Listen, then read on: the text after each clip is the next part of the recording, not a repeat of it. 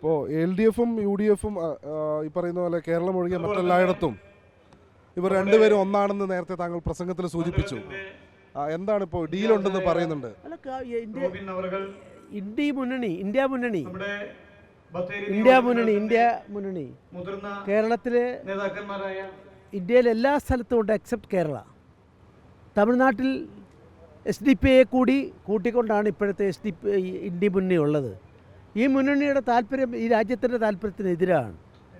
ഇന്ത്യയെ ശിഥിലമാക്കാൻ ആഗ്രഹിക്കുന്ന അൽഖ്വയ്ദയുടെ അടിസ്ഥാന തത്വം ഉൾക്കൊണ്ട സംഘടനയെപ്പോലും അവർ ഇപ്പോൾ കൂട്ടിച്ചേർത്തുകൊണ്ട് കേരളത്തിൽ അതിനെയെല്ലാം വെള്ളപൂശിക്കൊണ്ട് ഉള്ളൊരു സമീപനമാണ് സ്വീകരിച്ചിട്ടുള്ളത്.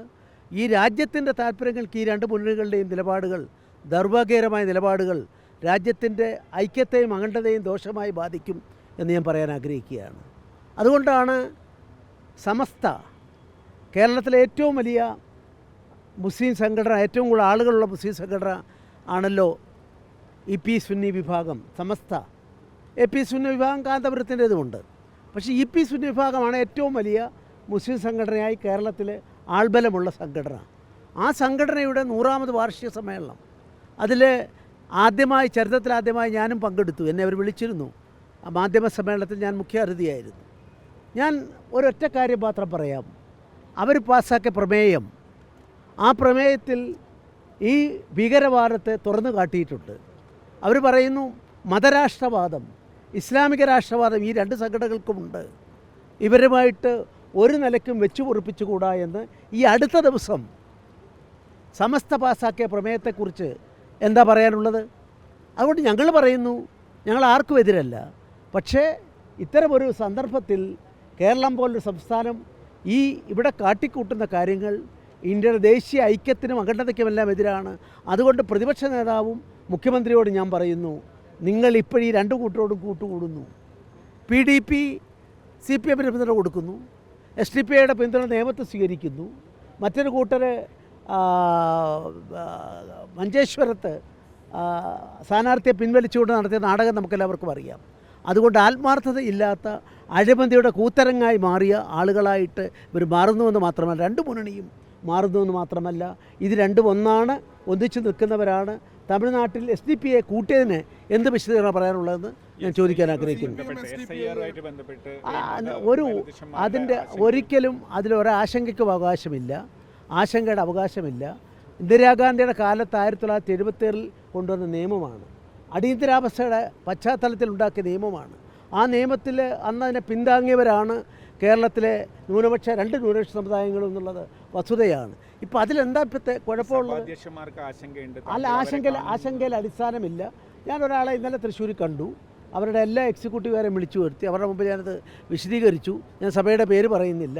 ആ ആശങ്ക ബോധപൂർവം ഉണ്ടാക്കിയ തെറ്റിദ്ധാരണയാണ്. പ്രധാനമായും കോൺഗ്രസ് ഗതികെട്ട അന്തരീക്ഷത്തിൽ അവർ ജനങ്ങളെ കബളിപ്പിക്കുകയാണ്, തെറ്റിദ്ധരിപ്പിക്കുകയാണ്. ക്രിസ്ത്യ സമുദായമല്ല ഏറ്റവും കൂടുതൽ ഇന്ത്യയിൽ രജിസ്റ്റർ ചെയ്യപ്പെട്ടിട്ടുള്ള വിദേശ പണം വരുന്നവർ ഹിന്ദു സമൂഹത്തിൽപ്പെട്ടവരാണ്, രണ്ടാമത് മുസ്ലിങ്ങളാണ്, മൂന്നാമതെയാണ് ക്രിസ്ത്യാനികളുള്ളത്. അതുകൊണ്ട് ദീപികയുടെ മുഖപ്രസംഗം ഉണ്ട്, ക്രൈസ്തവ വേട്ടയ്ക്കുള്ള ഒരു ആയുധമാണ് ഈ FCRA എന്നാണ്. അല്ല, അതെ, FCRA പറ്റി അവരിത് പറയുന്നു. അത് അവരുടെ ഈ തെരഞ്ഞെടുപ്പ് വരുമ്പോൾ ഉണ്ടാകുന്നതാണ്. കഴിഞ്ഞ പ്രാവശ്യം മണിപ്പൂർ പറഞ്ഞു, പാർലമെൻറ്റ് തെരഞ്ഞെടുപ്പ് വന്നപ്പോൾ. ഇതിനെല്ലാം അതിജീവിച്ചുകൊണ്ട് വകതിരിവുള്ള അവബോധമുള്ള ക്രിസ്ത്യൻ സമുദായത്തിലെ ഒട്ടേറെ വോട്ടുകൾ ഇപ്രാവശ്യം BJP-ക്ക്. തീർച്ചയായിട്ടും ഞാൻ എല്ലാവരോടും നല്ല ബന്ധമാണ്, കഴിയുന്നത്ര ആൾക്കാരെ കാണും.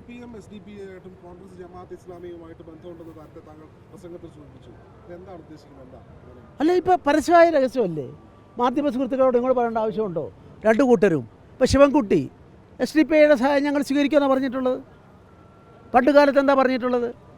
EMS-നെ പോലുള്ള ആൾക്കാർ ജീവിച്ചിരുന്നപ്പം തലശ്ശേരിയിലെ ഉപതെരഞ്ഞെടുപ്പ് പറഞ്ഞില്ലേ, അങ്ങ് RS വോട്ട് വേണ്ട, എന്നിട്ട് ഇപ്പോൾ വേറൊരു തിയറിയാണ്. അപ്പോൾ ഇതൊക്കെ വളരെ ഈ വോട്ടിന് വേണ്ടിയുള്ള നെട്ടോട്ടത്തിൽ നാടിൻ്റെയും പാർട്ടിയുടെയും ആത്മാവ് നഷ്ടപ്പെടുത്തരുത് എന്ന് എനിക്ക് പറയാനുള്ളത്. MABB മാധ്യമങ്ങളെ കണ്ടപ്പോൾ പറഞ്ഞത് RSS ഭൂരിപക്ഷ വർഗീയത പോലെയല്ല ന്യൂനപക്ഷ വർഗീയത, രണ്ടും ഉണ്ടാക്കുന്ന ഇമ്പാക്റ്റ് വ്യത്യാസമാണെന്നാണ്. ആ ഇമ്പാക്റ്റ് പറഞ്ഞുകൊണ്ടാണ് ഇപ്പോൾ MABB-യുടെ പാർട്ടി ഉപ്പുവെച്ച കലം പോലെ ഇന്ത്യയിൽ മാറിയിട്ടുള്ളത്. ഉപ്പുവെച്ച കലം എന്ന് ഞാൻ ഉപയോഗിച്ചത് 8-9 സംസ്ഥാനങ്ങളിൽ ഒറ്റയ്ക്ക് MLA-മാരെ MP-മാരെയും ജയിപ്പിച്ച 57-ലെ കമ്മ്യൂണിസ്റ്റ് പാർട്ടി ഇന്ന് CPI-ക്ക് കിട്ടിയ വോട്ട് എത്രയെന്നറിയാമോ? കഴിഞ്ഞ പാർലമെൻറ്റ് ഇലക്ഷനിൽ 1% 0.5%. 0.49 നാണക്കേടല്ലേ? എനിക്ക് തോന്നുന്നു ഓട്ടയ്ക്ക് അതിൽ കൂടുതൽ കിട്ടിയിട്ടുണ്ടാവും. CPM കിട്ടിയ എത്രയാ? 1.76. ഒരു 2% വോട്ട് പോലും കിട്ടാത്തണോ ആയത്. അതുകൊണ്ടാണ് ഞാൻ പറഞ്ഞത്, ഈ നേതാക്കന്മാരെ കൊണ്ട് ഉപ്പുവെച്ച കലം പോലെയായി ഈ പാർട്ടി മാറുകയാണ്. 2 കമ്മ്യൂണിസ്റ്റ് പാർട്ടികൾ മാറുകയാണ് തീർച്ചയായിട്ടും. അല്ല, അത് അവർ മാറും. അല്ലല്ല, ഒരു തിരിച്ചടിയാവില്ല. അവർക്ക് സത്യം മനസ്സിലാവും. പിന്നെ എതിർക്കേണ്ടവർക്ക് എതിർക്കാം. അതിപ്പോൾ ഇല്ല എന്നുമുണ്ടല്ലോ. 3 പാർലമെൻറ്റ് തെരഞ്ഞെടുപ്പുകളിലും നരേന്ദ്രമോദി വരാതിരിക്കാൻ വൈസ് വോട്ടിംഗ് നടത്തിയ ആരെയും ഞാൻ പേഴ്സണലായി പറയുന്നില്ല, ന്യൂനപക്ഷങ്ങൾ വൈസ് വോട്ടിംഗ് നടത്തിയതാണ്. അതിനെ അതിജീവിച്ചല്ലേ അധികാരത്തിൽ വന്നത്. അധികാരത്തിൻ്റെ പ്രശ്നമല്ല, അവരിൽ ആശങ്ക ഉണ്ടാവാതിരിക്കാൻ ഞാൻ ശ്രമിക്കും.